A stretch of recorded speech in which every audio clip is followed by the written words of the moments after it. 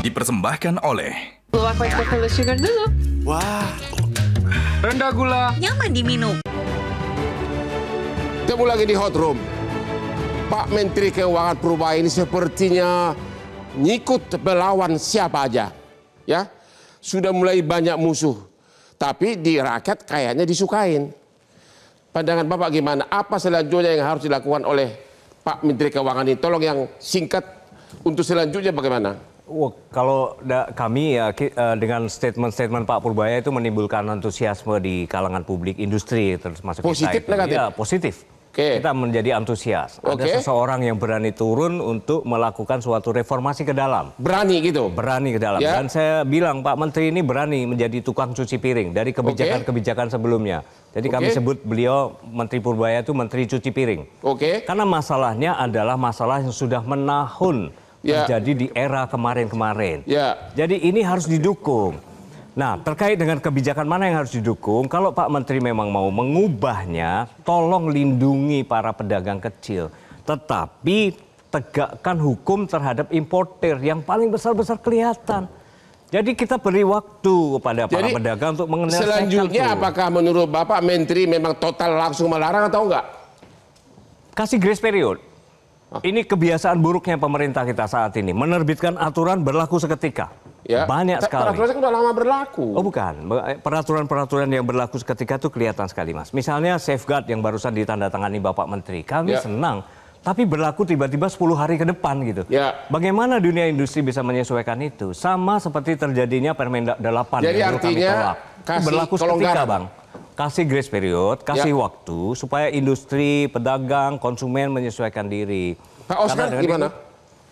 Saya sih secara umum untuk kebijakan-kebijakan Pak Purbaya ini, kami rakyat sangat setuju sekali. Setuju? Walaupun dalam menutup keran ekonomi pedagang? Kalau itu masih kita perlu dibicarakan lagi Bang. Nah, karena dalam hal ini begini.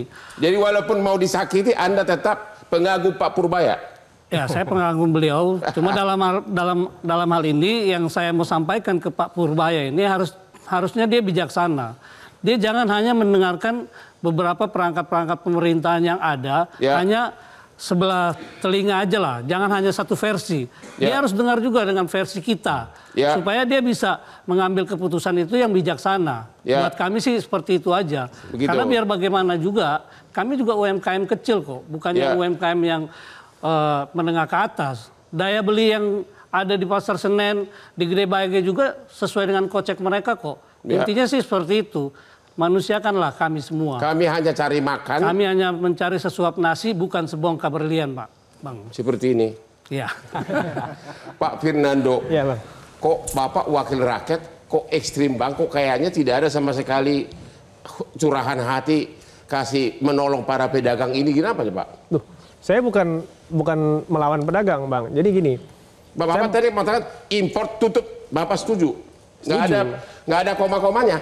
Karena itu udah peraturan, Bang. Oke, ya itu dia. Iya. Jadi gini, gimana? Saya mau klarifikasi dikit sama Pak Danang. Jadi ini peraturannya kan bukan ujuk-ujuk, Bang. Bukan kemarin baru, ini kan 2022. Parlemen juga tahu, sekarang 2025, Pak Danang. Jadi memang ini ada waktu di antara 2022 sampai 2025. Jadi ini bukan peraturan ujuk-ujuk, ini kan kita udah sepakat bahwa ini peraturan impor ilegal ini harus kita berantas kan gitu.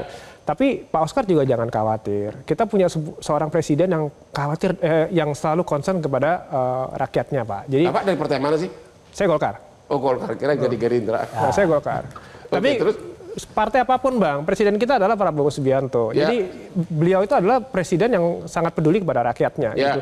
Jadi Pak Oscar nggak usah khawatir. Walaupun Pak Purbaya melakukan breakthrough ini, dia kan juga bilang jangan khawatir, ntar industri dalam negeri akan kita gerakkan. Gimana? Dalam negeri kan lama lagi Pak, ya, kan bisa, tutup UMKM. Kan bisa diberikan insentif Bang, bisa dihidupkan lagi, banyak yang bisa mereka lakukan. Itu bukan porsi kami, tapi itu porsi pemerintah. Oke, tapi intinya Bapak tetap setuju bahwa keran import barang bekas tutup, Bapak begitu? Iya, tentu. Tutup, nggak ada maaf loh Pak Oscar ya.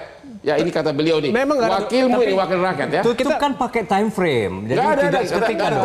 Langsung tutup. Tutup Bang, tutup tapi kita juga pakai jangan. jangka waktu kan? Nggak, ini kan 2022 udah lewat. Udah dari Peraturannya 2022, Permendak 40. Iya, cuman kita akan memikirkan rakyat juga gitu. Bahwa kita akan menghidupkan industri dalam negeri. Jadi setuju kalau Menteri Keuangan menindak importer ini, setuju? Pak Purbaya juga ngomong Bang, dia akan menindas ini dan dia akan menggerakkan ekonomi.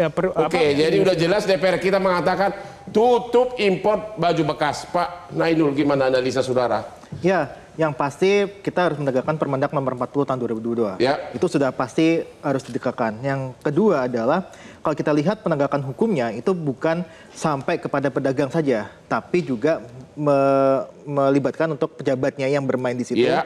Karena kita tadi membahas banyak sekali ini tercatat dan sebagainya. Jadi Anda mengatakan ini pelanggaran ini bukan semata-mata karena kebutuhan pedagang, iya dong, tapi karena pejabatnya bermain, begitu? Pasti.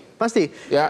Ini kan ya kalau kita tahu bea cukai itu kan sangat-sangat bisa di tracing ya. Ini siapa importernya dan sebagainya, bagaimana dia masuk itu bisa, dan ada HS code-nya.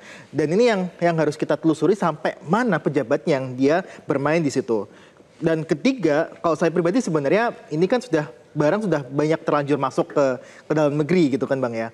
Kalau saya pribadi sebenarnya ditutup impornya. Tutup importnya? Barang dalam negeri yang sudah di pasar itu ya tidak boleh untuk dimusnahkan. Itu sampai dihabiskan tapi tidak boleh ada tambahan barang lagi. Itu sebenarnya win-win solution bagi Pak Oscar, sekaligus Pak Oscar mungkin dengan teman pedagangnya bisa untuk mendiversifikasi barangnya. Apakah barang dari dalam negeri dan sebagainya, yang tadi disampaikan Pak Danang sama Pak Mas Dito, itu bisa dijadikan sebagai opsi. Tapi kalau untuk barang-barang yang sudah ada di pasar Senen dan sebagainya, itu ya kalau dibakar ya nggak bisa. Habisin stok. Istilahnya habisin stok. Gitu. Ya, tapi itu akan meningkatkan kapasitas industri kita, meningkatkan swasembada tekstil garmen kita lah ke dalam negeri. Jelas itu Bang. Jadi dua narsum kita mengatakan tidak ada maaf. Import baju bekas harus tutup. Benar ya? Hanya soal nanti bagaimana caranya untuk barang-barang yang masih di pasaran itu perlu dipikirkan. Nggak ada maaf begitu ya? 3 Bang, 3 main ini. 3. 3 lawan 1. Nama saya Gerindra Bang. Jadi saya mendukung Mas Fernando. Begitu. Danang Gerindra. Jadi semua sepakat bahwa memang sepertinya Menteri Keuangan kita ini adalah seorang pendekar benaran. Ya dia melakukan tugas dengan baik Bang, itu aja. Begitu? Dia berani punya nyali atau memang apa itu? Ya kita lihat. Lebih bernyali dari DPR. Ya, bukan bernyali kan mereka kan eksekutif. Eksekutif itu kan harus menindak. Kalau kami kan hanya membuat undang-undang aja. Gitu. Justru orang-orang kayak Pak Purbaya ini yang kita tunggu-tunggu. Kita tunggu gebrakannya benar nggak cuma apa cuma jadi 3 narsum di sini semua mendukung Pak Purbaya. Oscar menunggu agar diperlakukan secara adil. Kami kan rakyatmu, begitu kan? Betul. Oke, demikianlah akhir dari diskusi kita malam ini. Mudah-mudahan Bapak Menteri Keuangan benar-benar bukan hanya mencari popularitas, tapi benar-benar sebagai pendekar membasmi kekurangan pelanggaran selama ini. Inilah Hot Room, sampai ketemu lagi setiap hari Rabu jam 9 malam hanya di Hot Room. Silakan Pak sini Pak.